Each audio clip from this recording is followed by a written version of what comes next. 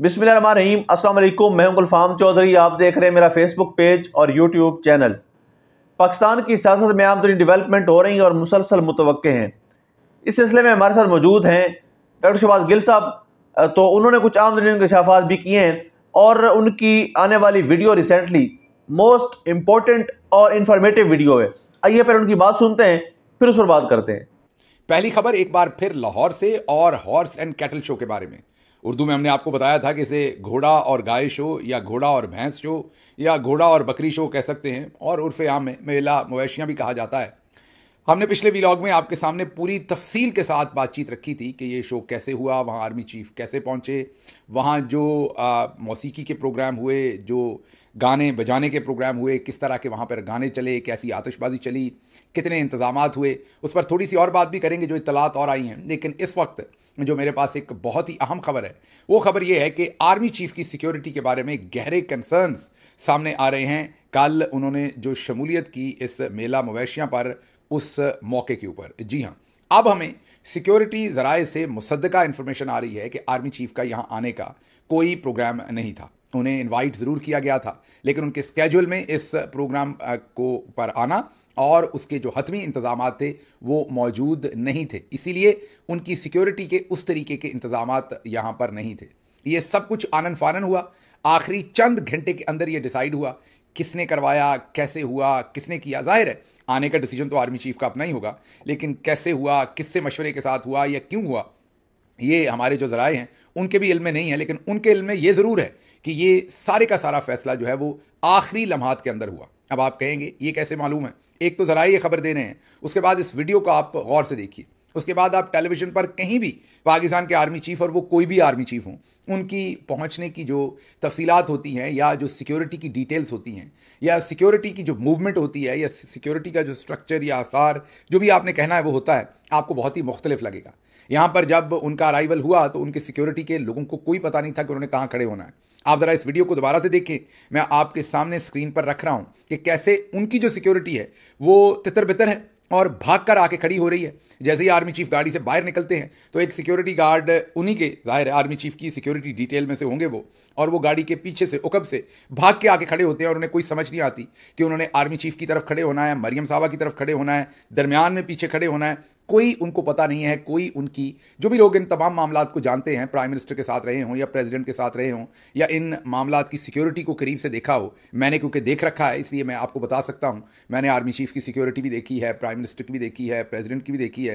Prime minister और president को तो सिक्योरिटी चलें जो मिलती है, मिलनी चाहिए भी, लेकिन जो आर्मी चीफ की सिक्योरिटी होती है, क्योंकि मुल्क में सबसे ज़्यादा ताकत ही आर्मी चीफ के पास है, तो जो उनकी सिक्योरिटी होती है वो बहुत ही डिफरेंट होती है, मोर स्ट्रक्चर्ड होती है, मोर वेल प्लान्ड होती है और सिंक होती है वो अपनी तमाम मूवमेंट के साथ। आपको इस तरीके से बिल्कुल आप ये कह सकते हैं कि बगैर किसी सिंक्रोनाइजेशन के उनको आप इधर उधर भागते हुए नहीं देखेंगे। तो ये आपके सामने खबर रखनी थी हमने पहली, कि हमें अंदर से ज़रा ये बता रहे हैं कि ये आखिरी मिनटों में या आखिरी 2-3 घंटे में ये डिसाइड हुआ कि आर्मी चीफ वहाँ पहुँचेंगे, और वो फिर यकायक वहाँ पहुँचे। कौन से ऐसे अवामल थे जिसकी वजह से, हो सकता है वो लाहौर में किसी ज़रूरी काम से आए हों और उसके बाद यहाँ आ गए हों, हो सकता है वो घर से रावलपिंडी से तैयार होकर ही इसी काम के लिए आए हों, क्योंकि वो यूनिफॉर्म में नहीं थे, कैजुअल ड्रेस में थे, और उन्होंने फॉन कलर या ऑफ वाइट, फॉन कलर का शायद कोट पहना हुआ था और ऑफ वाइट कलर की उन्होंने शर्ट पहन रखी थी। तो गालिबन लग ऐसे ही रहा है कि कैजुअल डे में थे और किसी और मीटिंग में से या अपनी कोई पर्सनल मीटिंग में से निकल के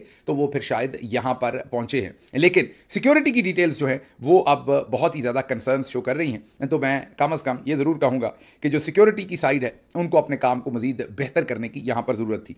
अब चलते हैं इसी हॉर्स एंड कैटल शो की दूसरी साइड की तरफ। हमें कुछ इतलात आई हैं, उसके ऊपर हम काम कर रहे हैं। इसमें करोड़ों रुपए दिए गए हैं। जी हाँ, करोड़ नहीं, करोड़ों रुपए में वहाँ पर अभी, क्योंकि जब मेरे पास मुकम्मल इत्तलात आ जाएंगी तो आपके साथ शेयर करेंगे, अगर मेरे पास वो डॉक्यूमेंट आ सके तो कोशिश कर रहा हूँ। लेकिन ये ज़राए ने बता दिया है कि राहत फ़तेह अली खान साहब को भी करोड़ों में जो है, और उनके साथ जो दूसरे अनाउंसर्स हैं और जो दूसरे लोग हैं, इन सबको मिला के करोड़ों रुपए में, जी हाँ, करोड़ों रुपए में पेमेंट्स की गई हैं। ये कोई लाखों रुपए की पेमेंट्स नहीं है। और फिर जो वहाँ पर आतिशबाजी और लाइट्स और ये सब पूरे का पूरा खर्चा जो है वो अरबों रुपए में जाता है, करोड़ों में नहीं है। जाहिर है इसे पंजाब गवर्नमेंट के डिफरेंट हेड्स में से खर्च किया जाएगा और भूल भुलैयों में गुम हो जाएगा। आप अगर पता करना चाहेंगे तो शायद आपको बताया जाए कि महज चंद करोड़ में ये प्रोग्राम करवा लिया है, हालांकि इसके ऊपर अरबों रुपया जो है वो खर्च हुआ। इर्द गिर्द जो तमाशाई बैठे हुए थे वो सरकारी स्कूलों के, सरकारी कॉलेजेस के और दूसरी जगहों से स्टाफ जो था उन्हें ज़बरदस्ती वहां पर लाकर बिठाया गया था। इसके बारे में और भी बहुत कुछ आएगा, लेकिन अब चलते हैं अगली खबर की तरफ।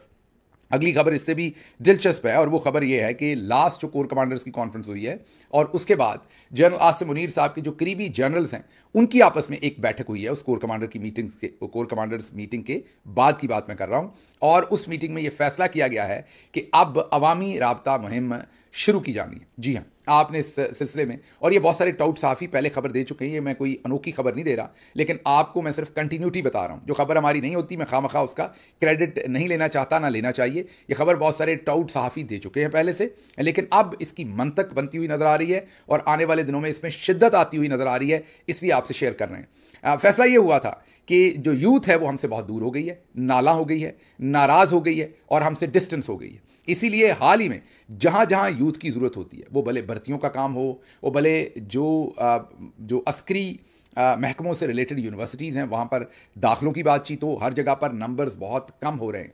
इन मामलात को देखते हुए ये फैसला किया गया कि आर्मी चीफ खुद भी स्टूडेंट्स के साथ इंटरेक्ट करेंगे और डीजी ISPR भी करेंगे और दूसरे जनरल्स भी करेंगे। इस सिलसिले में आपने देखा कि आर्मी चीफ ने इंटरेक्शन किया, उसकी फिर वीडियो जारी हुई और उसके बाद जो कुछ हुआ वो आपके सामने ही है। और उसके बाद मुझे नहीं लग रहा कि अब आर्मी चीफ तो इतनी जल्दी किसी और से नहीं मिलेंगे, जो मुझे लग रहा है। I could be wrong as well, उन्होंने हमें बहुत सारी जगहों पर गलत साबित किया है। लगता है कि वो यहाँ भी हमें गलत ही साबित करेंगे शायद, लेकिन लग नहीं रहा मुझे जो नताइज उसके बाद आए कि वो किसी और से बातचीत अब करेंगे। लेकिन डीजी ISPR के साथ जो लम्स में हुआ उस पर वो बहुत खुश थे, क्योंकि पाकिस्तानी टीम ने जो मैच हारा उन पर जो तनकीद हो रही थी वो वहाँ से निकल के अब पाकिस्तानी टीम पर चल रही थी। पाकिस्तानी टीम थोड़ी नाखुश थी क्योंकि सारा नज़ला उन पर गिर रहा था, तो अब पाकिस्तानी टीम भी बहुत खुश है और वो अब क्रेडिट दे रहे हैं मरियम नवाज साहबा को, जिन्होंने मेला मुवैशियां करवाया और उस पर आर्मी चीफ साहब को भी बुलाया। और अब तमाम की तमाम तनकीद जो पाकिस्तानी टीम पर हो रही थी, जो चंद घंटे हुई बहस, उसके फ़ौरन बाद मरियम साहबा ने यह छक्का मार दिया, तो वो तमाम की तमाम तनकीद सोशल मीडिया पर टीम से हटकर वो इस तरफ चली गई। और अब पाकिस्तानी टीम, पहले डीजी ISPR ने सुक्का सांस लिया, अब क्रिकेटर्स ने सुक्का सांस लिया है कि दोबारा से मरियम नवाज शरीफ साहबा ने, जैसे चोलिस्तान में और उससे पहले अमराती सदर के वक्त पूरा सोशल मीडिया लूटा है, उन्होंने दोबारा से सोशल मीडिया लूटा है, लेकिन एक बार फिर on the expense of army chief general Asim Munir साहब, क्योंकि उन पर बहुत तनकीद हो रही है यहाँ पर जाने की वजह से, और दूसरे तमाम मामला जो है वो आपके सामने ही हैं। अच्छा जी, इसके साथ साथ आज की ज़रा अखबारात भी देखते हैं, क्योंकि मैंने ये तो आपको बता दिया कि आप डीजी ISPR जो है वो बार बार जाएंगे यूनिवर्सिटीज़ में। अब क्या बार बार उनके साथ वही सब कुछ होता है जो पहले हुआ है कि नहीं, ये तो मुस्तकबिल ही बताएगा, मैं प्रेडिक्ट तो नहीं कर सकता, लेकिन लग ऐसा ही रहा है, क्योंकि आप सिर्फ लोगों से मिलके और बातचीत करके उनको बेवकूफ़ नहीं बना सकते। असल में आपने अपना तर्ज अमल बदलना है, जिसको बदलने के लिए आप तैयार नहीं हैं और कौम अब आपकी और कोई बात सुनने को तैयार नहीं है। तो जब तक आप तर्ज अमल नहीं बदलते, आप जितना मर्जी इंगेज करेंगे, यकीन कीजिए उसका 5-7% से ज़्यादा फ़र्क नहीं पड़ेगा और सोशल मीडिया मल्टीप्लाई करता रहेगा चीज़ों को और ये चीज़ें आपके हाथ से मजीद निकलती जाएंगी। अब आते हैं अगली खबर की तरफ। जी बिल्कुल, जिस तरह से आपने डॉक्टर शहबाज गिल साहब को सुना, उन्होंने बताया कि पाकिस्तान की सियासत में कितनी ज़्यादा तब्दीलियाँ मुतवक्के हैं और इंटरनेशनल सतह पर जो वाशिंगटन DC है और डोनाल्ड ट्रंप की हुकूमत के हवाले से कुछ आम तरीन चीज़ें हैं वो भी उन्होंने शेयर की। अब तक इतना ही। अल्लाह पाक वतन अजीज़ का हामी और नासिर हो। पाकिस्तान जिंदाबाद।